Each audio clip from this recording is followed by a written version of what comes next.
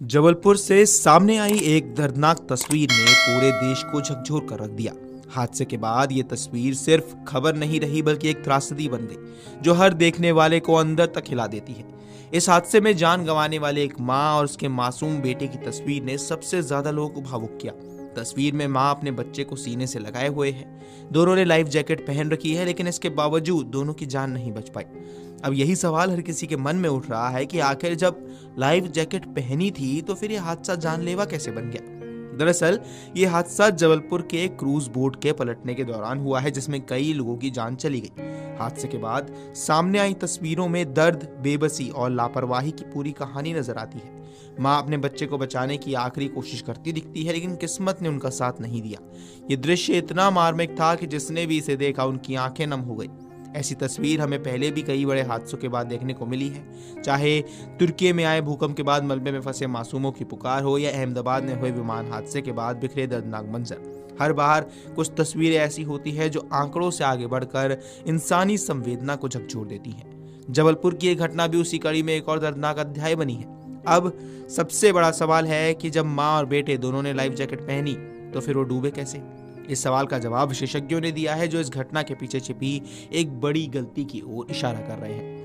विशेषज्ञों के अनुसार हादसे के समय नाव पर सवार अधिकतर लोगों ने शुरुआत में लाइफ जैकेट नहीं पहन रखी थी। जब नाव डूबने लगी तब अचानक हड़बड़ी में जैकेट बांटी जाने लगी। इस अफरा तफरी में कई लोगों ने जैकेट को सही तरीके से पहनने के बजाय जल्दबाजी में इस्तेमाल किया।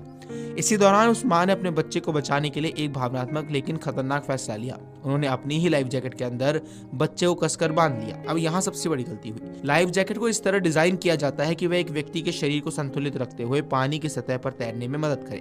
इसका उद्देश्य होता है पहनने वाले का सिर पानी के ऊपर बना रहे और शरीर बिना ज्यादा प्रयास के तैरता रहे। लेकिन जब एक ही लाइफ जैकेट में दो लोगों का वजन आ जाता है तो इसका संतुलन बिगड़ जाता है। विशेषज्ञ बताते हैं कि लाइफ जैकेट में इस्तेमाल होने वाला फ्लोटिंग फोम एक निश्चित वजन को ध्यान में रखकर बनाया जाता है। जब मां ने अपने बच्चे को उसी जैकेट में बांधा तो कुल वजन बढ़ गया और जैकेट की फ्लोटिंग क्षमता प्रभावित हो गई। इससे शरीर का संतुलन बिगड़ गया और दोनों पानी में डूब गए। ये एक बेहद दुखद उदाहरण है कि कैसे सही सुरक्षा उपकरण भी गलत इस्तेमाल के कारण बेअसर हो सकते हैं। इसके अलावा लाइफ जैकेट को सही तरीके से पहनना भी बेहद जरूरी होता है। इसमें बेल्ट और स्ट्रैप्स को ठीक से बांधना पड़ता है ताकि जैकेट शरीर पर मजबूती से फिट हो सके। अगर इसे ढीला या गलत तरीके से पहना जाए तो पानी में उतरते ही अपनी स्थिति खो सकता है और व्यक्ति को तैरने के बजाय उसे और खतरे में डाल देगा।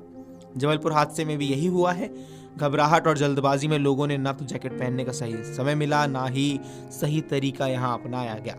ऐसे हालात में अक्सर लोग भावनात्मक निर्णय लेते हैं, जैसा उस्मान ने अपने बच्चे को खुद से अलग ना होने देने के लिए किया, लेकिन तकनीकी दृष्टि से यह फैसला घातक साबित हुआ।